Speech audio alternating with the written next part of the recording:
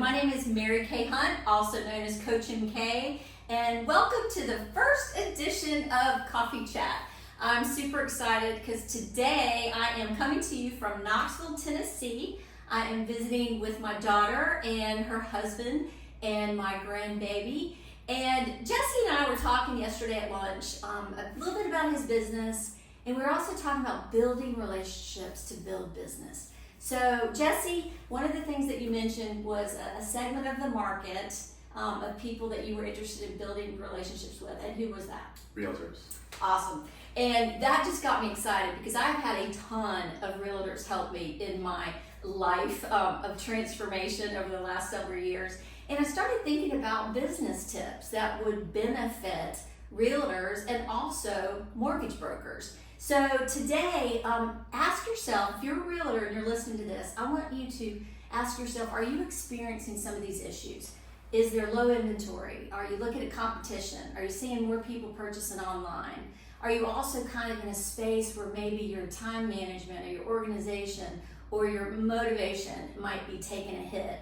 So what I'm going to do is give you 3 business tips, and I'm going to kind of talk with Jesse about these as we go so that hopefully it can not only benefit you as a realtor, but maybe even if you're in a different industry, you can find fruit and value in our conversation.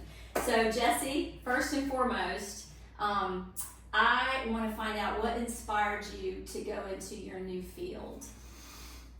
Oh, first it was believing I could do more than I felt other people had belief in me. Nice. Specifically at my own employer, Okay. and just other employers in general. Good. Just always had high belief in myself, and this is the kind of role where if you don't put in the effort, there's going to be no return. So, Absolutely. and I knew I had the drive and the ability to succeed, and now I'm really just trying to get the word out and meet new people, build relationships. Yeah. And go to that next level, right? That's right. And this is actually something I learned early in my career. You have to have faith in yourself before other people are going to have faith in you. So the first tip I'm going to share with you is, I call it the high five conversation. So Jesse doesn't know anything about this. I gave him like a 60-second tutorial on what we're going to talk about. So that's going to make this even more fun. All right, so Jesse, high five, right? Just give me a high five first. All right. Okay. So your thumb, when you think of your thumb, that's your individual characteristics. It also represents your name, okay? Now the index finger, that stands for where you're from. The middle finger, no pun intended, that's your family. The ring finger, which is usually like the bling finger, that stands for funds, F-U-N-D-S. Okay. And then the pinky finger likes to have fun. Okay, so here's the way this template goes. All right, it's called the high five conversation.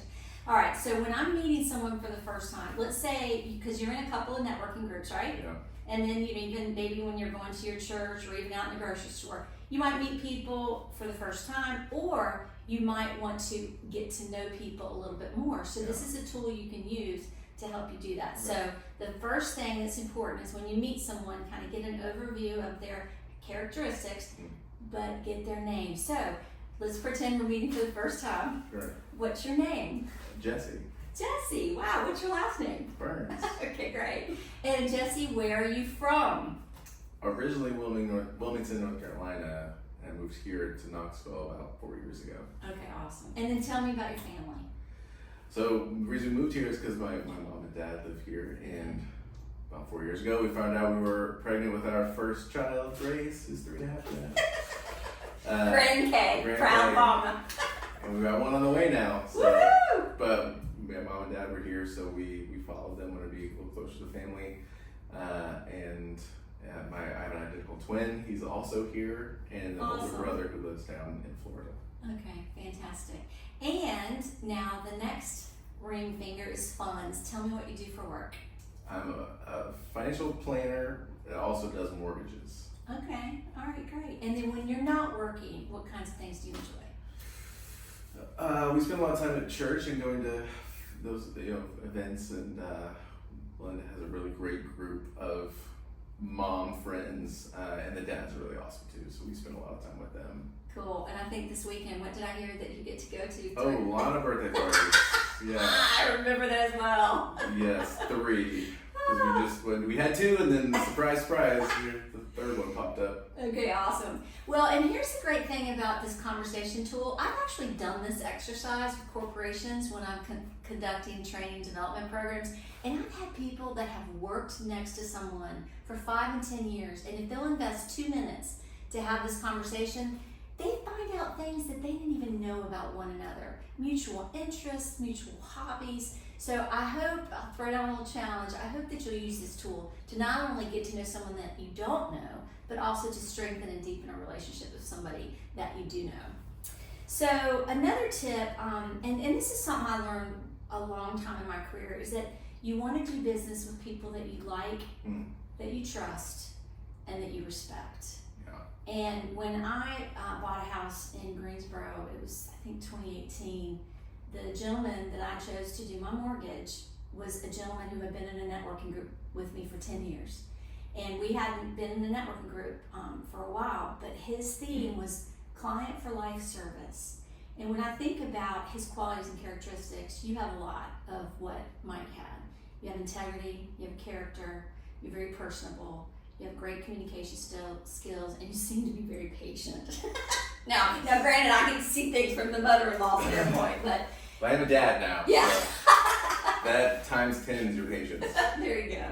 So, and I share that because why do you think people choose to do business with you? What qualities and characteristics do you think they're really drawn to?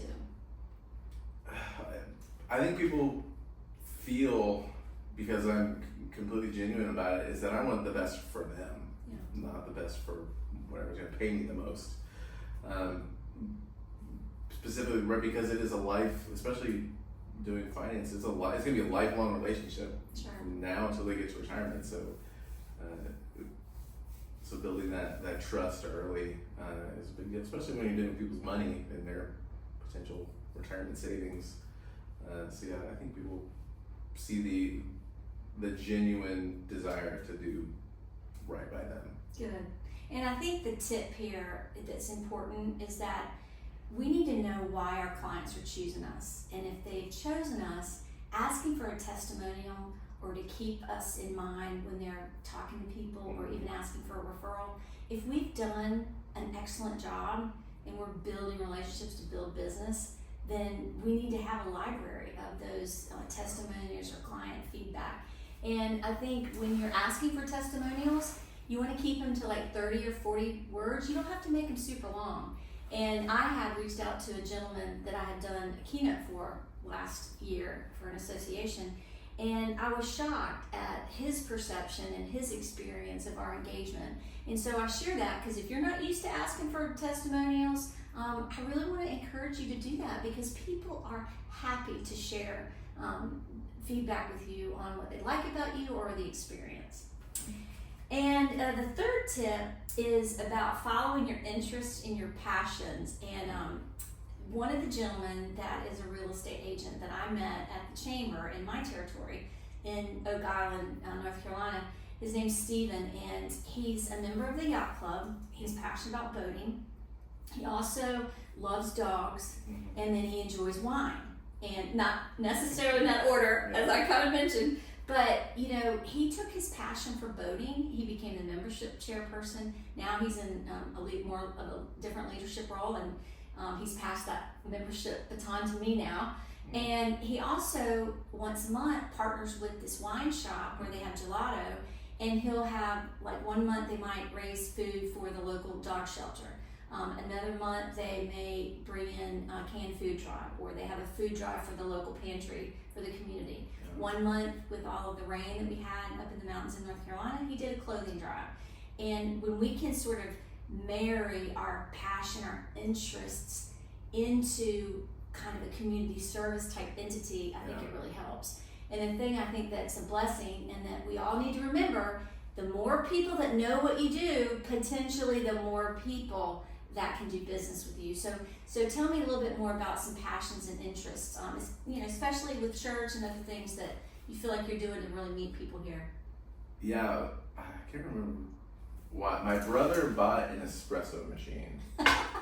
And so that took us down a rabbit hole of coffee and all that entails.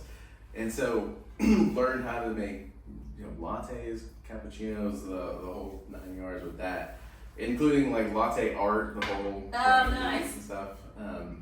And so our church started a coffee ministry kind of thing.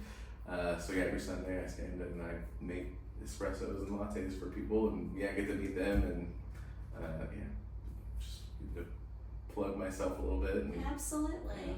And there's nothing wrong with sharing with people what we do. In fact, I just posted on LinkedIn that I don't know if you all have heard of Simon Sinek, but he's actually inspired me to take my speaking and training and coaching business on more of a larger platform and a larger level. And that's one of the reasons why we want to start these little coaching chat videos, because the more that we can help each other, the more that we can build relationships to build business. And that's the whole theme. So I hope that Jesse, you'll be able to use our segment to reach out to people that you want to meet.